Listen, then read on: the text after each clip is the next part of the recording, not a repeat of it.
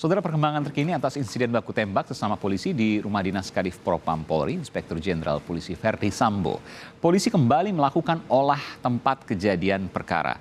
Olah TKP ini merupakan kedua kali sejak Selasa kemarin. Sejak Rabu pagi, sejumlah anggota polisi dari Polres Metro Jakarta Selatan kembali mendatangi Rumah Dinas Kadif Propam Polri, Irjen Verdi Sambo, yang berada di Kompleks Polri Duren 3, Jakarta Selatan. Olah tempat kejadian perkara lanjutan dilakukan untuk mengumpulkan alat bukti terkait kasus penembakan Brigadir Yosua oleh Barada E.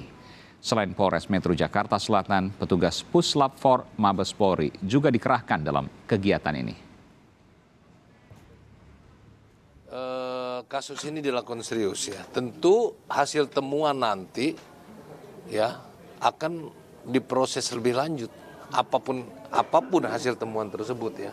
Makanya kita berharap kasus ini dilakukan secara transparan, objektif dan akuntabel, bisa dipertanggungjawabkan. Dewan Keamanan Nasional masuk Pak, begitu ya? Ya nggak sampai ke situ lah ya.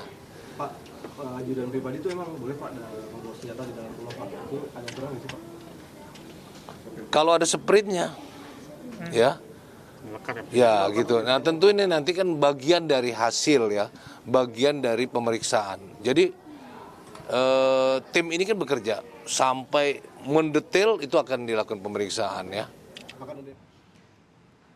Dari penjelasan yang disampaikan polisi sebelumnya, saling tembak antara Bayangkara II, Barada E dan Brigadir Yosua menggunakan dua jenis senjata berbeda.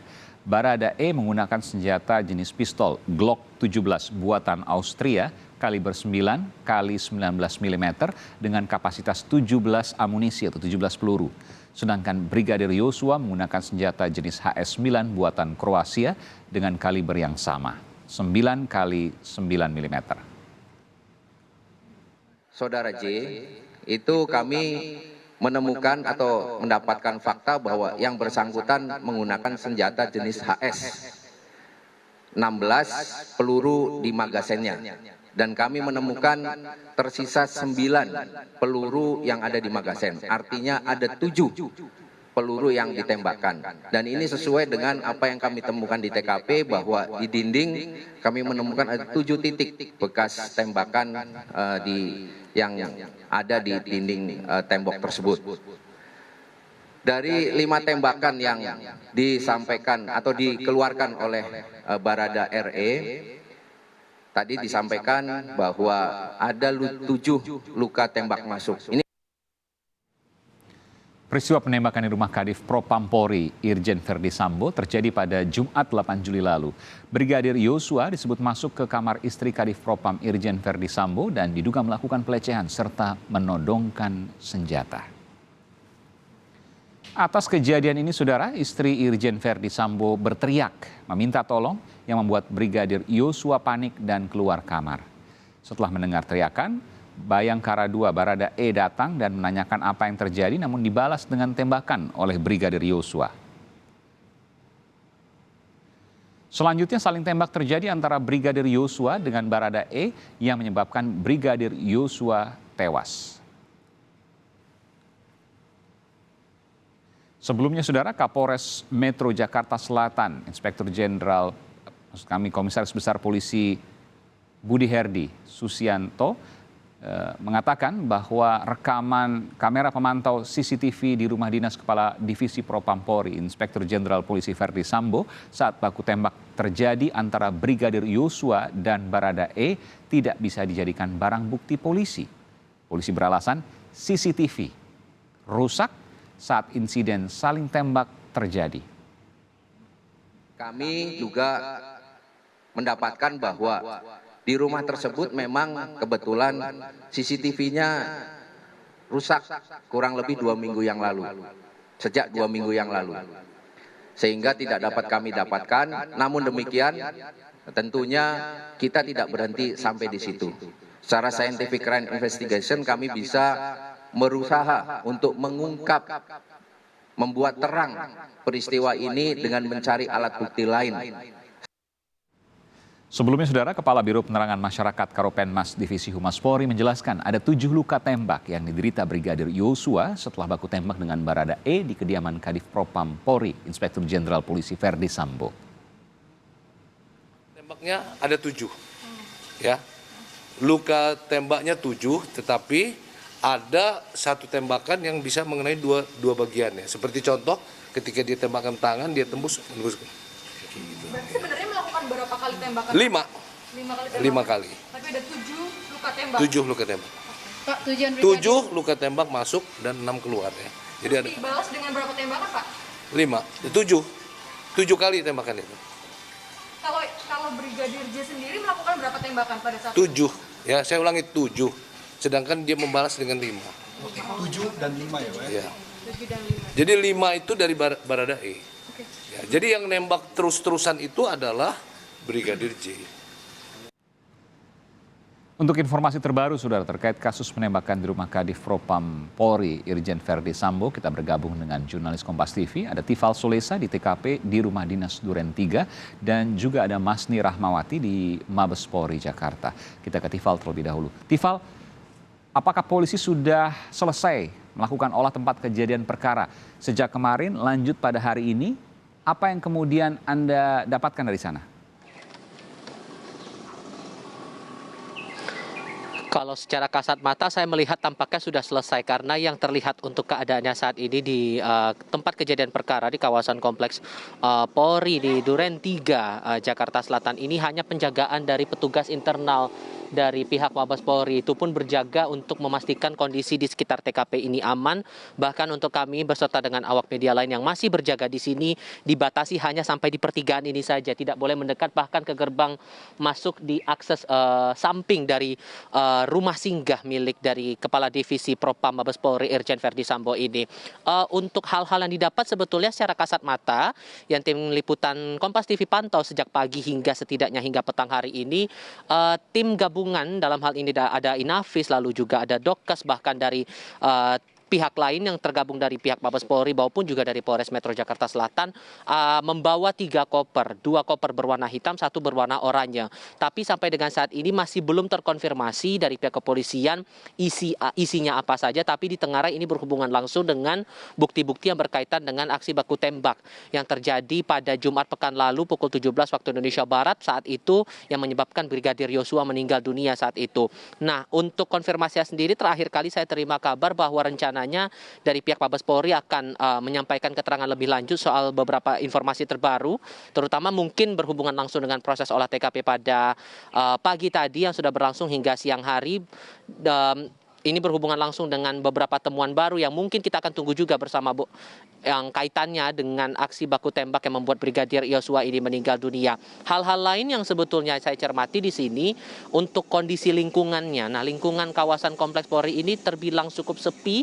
Bahkan kalau saya meminjam beberapa keterangan warga yang sempat ditanya dalam waktu terpisah oleh sejumlah awak media di sini, saat kejadian lingkungan juga terpantau sepi. Kemudian saat kejadian tidak ada laporan juga yang disebut begitu, tidak ada laporan dari pemilik rumah atau pihak yang berada di tempat kejadian perkara kepada pihak RT setempat.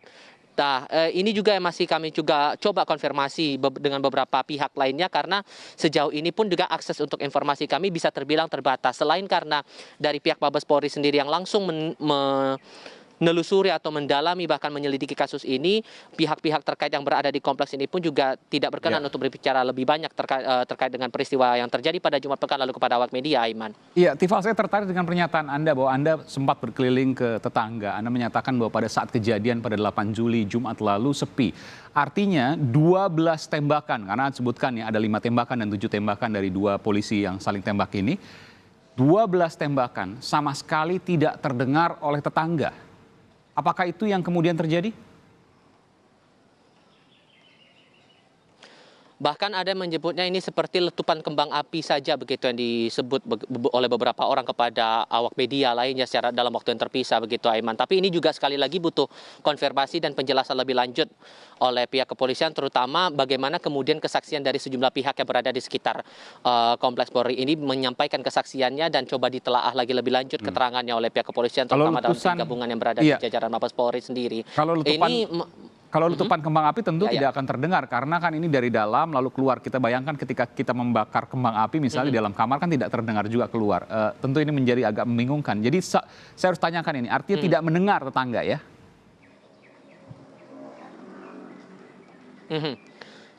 Bahkan tidak ada laporan sama sekali, itu tadi Aiman yang disampaikan kepada pihak ketua RT terkait dengan insiden yang berlangsung pada Jumat pekan lalu. Baik, ini sebuah kejanggalan juga karena 12 tembakan sama sekali kemudian tetangga tidak mendengar. Apa yang terjadi sesungguhnya tentu ini menjadi subjek penyelidikan polisi. Saya ingin tanyakan juga terkait dengan CCTV yang kabarnya mati saat kejadian. Mengapa hal ini terjadi? Apakah polisi memiliki keterangan detil atas CCTV yang mati ini karena ini merupakan salah satu bukti yang bisa digunakan? Ini pun yang masih kami tunggu keterangannya dari pihak kepolisian. Terakhir kali dalam keterangan pers yang disampaikan Karopenmas Polri, Brigjen Ahmad Ramadan, ia menyebut atau hanya menegaskan atau menjanjikan bahwa seluruh hasil temuan, terutama dari olah tempat kejadian perkara hari ini akan dikumpulkan hasil-hasilnya sedemikian rupa, ditambah lagi dengan analisis dari berbagai pihak, terutama dari pihak forensik dan tim psikologi dan yang lain-lainnya dalam satu laporan tertentu yang nantinya akan disampaikan atau dipublikasikan kepada masyarakat secara terbuka dalam waktu yang nantinya akan ditetapkan. Ini juga yang kita tunggu. Apa-apa saja temuan-temuan ini karena jelas ada beberapa kejanggalan yang disoroti publik terkait dengan kasus ini, perihal CCTV yang rusak bahkan sudah 2 minggu dikatakan Kapolres Metro Jakarta Selatan kerusakan CCTV ini dialami di rumah singgah Irjen Verdi Sambo, lalu juga beberapa kejanggalan yang dirasakan oleh pihak keluarga Brigadir Yosua dengan beberapa luka yang terjadi atau yang terlihat pada bagian tubuh jenazah Brigadir Yosua. Ini pun juga masih jadi tanda tanya besar sehingga ini butuh penjelasan sekonkret mungkin, sedetail mungkin dari pihak kepolisian untuk bisa membuka sebetulnya apa motif atau apa yang menjadi faktor mendasar dari terjadinya baku tembak antara dua personel polisi ini, Aiman. Baik, saya bergeser sementara ke Bareskrim Polri, ada Masni Rahmawati. Masni, apakah tim khusus yang dibentuk Kapolri sudah mulai bekerja?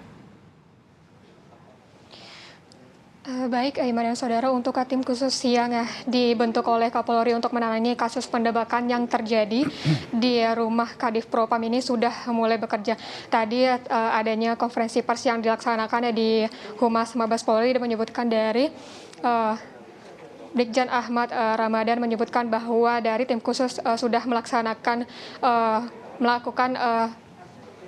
melakukan penanganan dan juga terhadap penembakan yang terjadi di rumah Kadif Propam tersebut. Nah, salah satunya itu yang telah dilakukan semalam yaitu adanya olah TKP yang dilakukan di tempat kejadian. Dan juga nantinya dari tim khusus ini akan melakukan kerjasama yaitu dari antara eksternal dan internal, di mana nanti dari eksternal itu berasal dari Komnas HAM dan juga Kompolnas. Nah, nanti dari tim khusus ini akan melakukan kerjasama nanti dan juga nanti akan disampaikan secara transparan, objektif dan akuntabel. Nantinya dari hasil dari yang dilakukan oleh tim khusus ini itu akan memberikan rekomendasi apakah nantinya bagaimana penyelidikan yang akan dilakukan oleh polisi ke depannya terhadap adanya kasus penembakan ini, Aiman. Iya, terkait dengan status Bayangkara 2 atau Baradae, bagaimana Anda bisa menginformasikan terkait hal ini? Sementara ini masih saksi ataukah ada perkembangan terkait dengan proses hukumnya? Baik, tadi Brigjen Ahmad Ramadan juga menyebutkan bahwa dari Baradae ini masih dalam status saksi dan juga dari Baradae ini Ahmad Ramadan menyebutkan bahwa Baradae ini belum bergeser menjadi tersangka, namun nanti kita akan mendengarkan konferensi pers dari tim khusus yang nantinya akan memberikan jawaban bagaimana selanjutnya penanganan dari kasus penembakan yang terjadi di rumah Kadif Propam ini, Aiman. Iya, terakhir, bagaimana dengan otopsi korban Brigadir Yosua? Benarkah tidak ada otopsi sebelum dikembalikan ke pihak keluarga?